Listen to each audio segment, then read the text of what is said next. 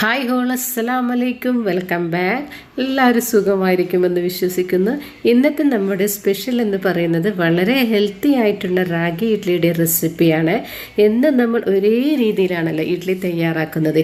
ഇന്ന് കുറച്ച് വ്യത്യസ്തമായിട്ടുള്ള ഇഡ്ഡലി തയ്യാറാക്കാം. ഇനി ഹെൽത്തി ആയിട്ടുള്ള റാഗി കൊണ്ടുള്ള വിഭവങ്ങൾ നമ്മുടെ അടുക്കളയിലും ഉൾപ്പെടുത്താം. ഇനി വീഡിയോയിലേക്ക് കടക്കാം.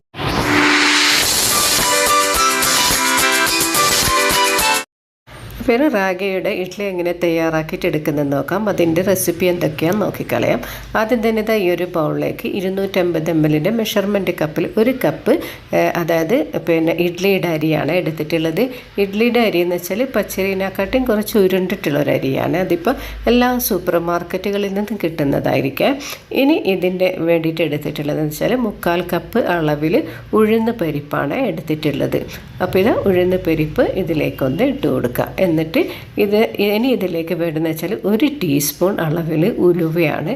ഉലുവ കൂടി ഇതിലേക്കൊന്ന് ചേർത്ത് കൊടുക്കാം. അപ്പം നിങ്ങൾ വിചാരിക്കുന്നുണ്ടാവും ഇതൊക്കെ കുതിർത്ത് എന്തുകൊണ്ട് റാഗി കുതിർക്കുന്നില്ല എന്നല്ലേ. അപ്പം ഞാൻ റാഗിൻ്റെ പൊടി കൊണ്ടാണ് ഈ ഒരു റാഗിയുടെ ഇഡ്ഡലി തയ്യാറാക്കിയിട്ട് എടുക്കുന്നത്. അപ്പോൾ ഇതൊരു 3-4 തവണയായിട്ട് കഴുകി എടുത്തിട്ടുണ്ട്. എന്നിട്ട് ഇതിനെ ഒന്ന് വെള്ളം ഒഴിച്ചിട്ടൊന്ന് കുതിർത്തെടുക്കാം. ഏകദേശം ഒരു 6 മണിക്കൂർ നേരമാണെങ്കിൽ, മാക്സിമം ഒരു 6 മണിക്കൂർ നേരമാണെങ്കിൽ ഈ ഒരു റാഗി ഇഡ്ഡലിൻ്റെ കൂട്ടൊക്കെ ഒന്ന് കുതിർത്തെടുക്കണം. ആദ്യം തന്നെ നന്നായിട്ട് കഴുകിയതിന് ശേഷമാണ് കുതിർത്തെടുക്കേണ്ടത്. ഇനി ഇതിനൊന്ന് റെസ്റ്റ് ചെയ്യാൻ വേണ്ടിയിട്ട് മാറ്റി വെക്കാം. ഇപ്പോൾ റാഗിയുടെ ഇഡ്ഡലി രാവിലെയാണ് തയ്യാറാക്കിയിട്ട് എടുക്കുന്നതാണെങ്കിൽ, തലേദിവസം രാത്രിയാണെങ്കിൽ ഇതൊന്ന് സെറ്റാക്കിയിട്ട് എടുക്കണേ. അങ്ങനെ ഇതൊരു 6 മണിക്കൂർ കഴിഞ്ഞതിന് ശേഷം ഞാനിതിനൊന്ന് അരച്ചെടുക്കുകയാണ് ചെയ്യുന്നത്. അപ്പോഴേക്കിത് ഉഴുന്നും അതുപോലെ തന്നെ ഈ ഒരു റാഗിയുടെ ഇഡ്ഡലീൻ്റെ റൈസും ഉലുവയൊക്കെ നന്നായിട്ട് കുതിർന്ന് വന്നിട്ടുണ്ട്. ഇനി ഒരു മിക്സിയുടെ ജാർ എടുത്തിട്ടുണ്ട്. അതിലേക്ക് ഉഴുന്ന് ഇട്ട് കൊടുക്കാം. എന്നിട്ട് ഇതിനൊന്ന് നല്ല രീതിയിൽ തന്നെ അരച്ചെടുക്കാം. അപ്പം ഞാനിപ്പോൾ 2 ബാച്ചായിട്ടാണ് അരച്ചെടുക്കുന്നത്. ഈ ഒരു പച്ചരിയും ഉഴുന്നൊക്കെ 2 ബാച്ചായിട്ടാണ് അരച്ചെടുക്കുന്നത്. ആദ്യം തന്നെ നേരത്തെ തന്നെ കഴുകിയെടുത്തതാണല്ലോ. അപ്പോൾ ഈ ഒരു വെള്ളം ഉപയോഗിച്ചിട്ട് തന്നെയാണ് അരച്ചെടുക്കുന്നത്. പിന്നെന്ന് വെച്ചാൽ ഞാനിപ്പോൾ ഇതിലേക്ക് ഒരുപാട് വെള്ളം ഒഴിച്ച് കൊടുക്കുന്നില്ല.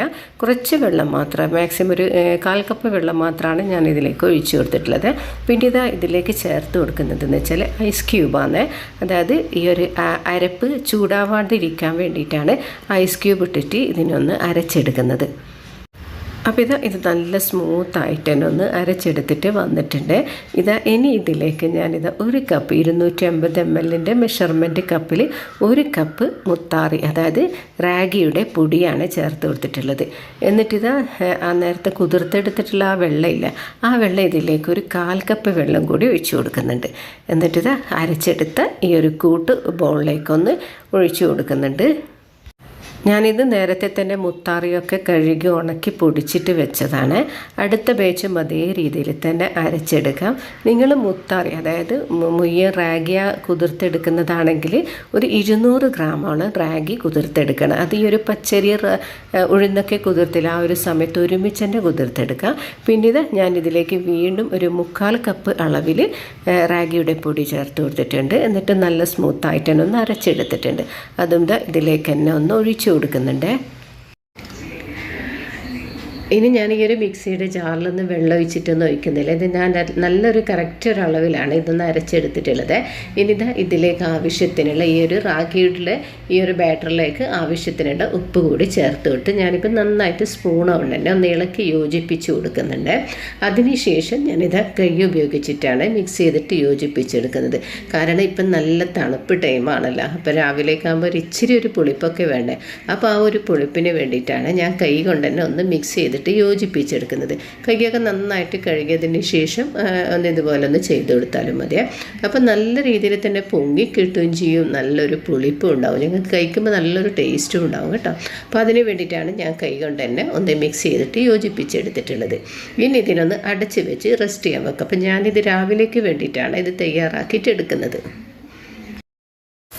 അപ്പം ഞാനിത് രാവിലെ എണീറ്റപ്പോൾ വെറുതെ ഒന്ന് ജസ്റ്റ് ഒന്ന് നോക്കിയതാണ് ഈ റാഗിയുടെ ഈ ഒരു ഇഡ്ഡലീൻ്റെ കൂട്ടൊക്കെ എങ്ങനെയുണ്ട് നോക്കുമ്പോൾ മാഷാ അല്ലാ അൽഹംദുലില്ലാ നന്നായിട്ട് തന്നെ പൊങ്ങി കിട്ടിയിട്ടുണ്ട്. ഇങ്ങനെയൊക്കെ കാണുമ്പോഴല്ലേ ഞങ്ങൾക്ക് വല്ലാത്തൊരു സന്തോഷം തന്നെയാണ് മനസ്സിനുണ്ടാകുന്നത്. കാരണം ഞങ്ങൾ തയ്യാറാക്കിയിട്ടെടുക്കുന്ന ഓരോ ഭക്ഷണങ്ങളും അത് നന്നായിട്ട് സക്സസ്ഫുള്ളായി കഴിഞ്ഞാൽ ഭയങ്കര സന്തോഷം തന്നെയല്ലേ അല്ലേ. അപ്പോൾ ഇതിൻ്റെ ആ ഒരു കൂട്ട്, അതായത് ഞങ്ങൾ അരച്ചെടുക്കുമ്പോൾ ആ വെള്ളത്തിൻ്റെ അയവൊക്കെ കറക്റ്റ് അളവിലാണെങ്കിൽ നല്ല രീതിയിൽ തന്നെ ഇഡ്ഡലിയൊക്കെ ഞങ്ങൾക്ക് തയ്യാറാക്കിയിട്ട് എടുക്കാൻ പറ്റും. അപ്പോൾ ഞാനിപ്പോൾ ഈ ഒരു റാഗീൻ്റെ അരപ്പിന് വേണ്ടിയിട്ട് ഒഴിച്ചു കൊടുത്ത വെള്ളം കറക്റ്റ് ഒരു അളവിലാണ് ഒഴിച്ചു കൊടുത്തിട്ടുള്ളത്. ഇനി ഈ ഒരു റാഗീൻ്റെ ഇഡ്ഡലി തുട്ടെടുക്കുക. അതിന് വേണ്ടിയിട്ട് ഈ വെള്ളം ഇങ്ങനെ തന്നെ തിളക്കണം. നന്നായിട്ട് തിളച്ച് കഴിഞ്ഞാൽ ഈ റാഗി നല്ല സോഫ്റ്റ് ആയിട്ട് കിട്ടുക. അങ്ങനെ ഞാനിത് ഇഡ്ഡലി തട്ടിലേക്ക് മാവ് ഒഴിച്ചു കൊടുത്തിട്ടുണ്ട്. ഇനി ഞാനൊന്ന് അടുപ്പിൽ വെച്ച് കൊടുക്കുന്നുണ്ട്, ഇഡ്ഡലി ചെമ്പിലൊന്ന് വെച്ച് കൊടുക്കുന്നുണ്ട്. എന്നിട്ട് ഇതിനൊന്ന് അടച്ച് വെച്ച് കുക്ക് ചെയ്തിട്ടെടുക്കാം. അങ്ങനെ ഞാനിപ്പോൾ വിറകടുപ്പിൽ തന്നെയാണ് ചെയ്തെടുക്കുന്നത്. മാക്സിമം വിറകടുപ്പിൽ തന്നെയാണ് ചെയ്തെടുക്കാൻ നോക്കാറുള്ളത്. അങ്ങനെ നല്ല സോഫ്റ്റ് ആയിട്ടുള്ള ഈ റാഗിയുടെ ഇഡ്ഡലി ഇവിടെ റെഡി ആയിട്ടുണ്ട്. മാഷാ അല്ലാ. അപ്പം നിങ്ങൾക്ക് ഈ കറിയൊക്കെ ഏതാണോ വേണ്ടത് അത് നിങ്ങളുടെ ഇഷ്ടത്തിനനുസരിച്ച് ചെയ്തെടുക്കുക. ചട്നി ആണെങ്കിലും, അതായത് തക്കാളി ചട്നി ആണെങ്കിലും, സാമ്പാറൊക്കെ ആണെങ്കിലും ഏത് തരം ചട്നിയാണോ വേണ്ടത് അത് നിങ്ങൾക്ക് തയ്യാറാക്കിയിട്ടെടുക്കുക. അങ്ങനെ നല്ല സോഫ്റ്റ് ആയിട്ടുള്ള റാഗിയുടെ ഇഡ്ഡലി ഇവിടെ റെഡി ആയിട്ടുണ്ട്. അപ്പോൾ ഇതേ രീതിയിൽ നിങ്ങളും ചെയ്തെടുക്കണേ. അപ്പം കാണുമ്പോൾ തന്നെ മനസ്സിലാക്കിയെടുക്കാൻ പറ്റില്ലേ, നല്ല സോഫ്റ്റാണ് കേട്ടോ. അപ്പോൾ നല്ല സോഫ്റ്റ് ആയിട്ടുള്ള ഹെൽത്തി ആയിട്ടുള്ള റാഗിയുടെ ഇഡ്ഡലി ഇവിടെ റെഡി ആയിട്ടുണ്ട്. അപ്പോൾ ഇത് കാണുമ്പോൾ തന്നെ നിങ്ങൾക്ക് മനസ്സിലാക്കി എടുക്കാൻ പറ്റില്ലല്ലോ. അപ്പോൾ നല്ല സോഫ്റ്റാണ്, കഴിക്കാനും നല്ലൊരു ടേസ്റ്റ് ഉണ്ട്. അപ്പോൾ ഇതേപോലത്തെ വിഭവങ്ങളൊക്കെ ഞങ്ങളുടെ അടുക്കളയിൽ ഉൾപ്പെടുത്താം. അപ്പോൾ ഇൻഷാ അല്ലാ ഇനി പുതിയൊരു റെസിപ്പിയുമായി വരുന്നത് വരെ അസ്സലാമു അലൈക്കും വറഹ്മത്തുള്ളാഹി തആല വബറകാതുഹു.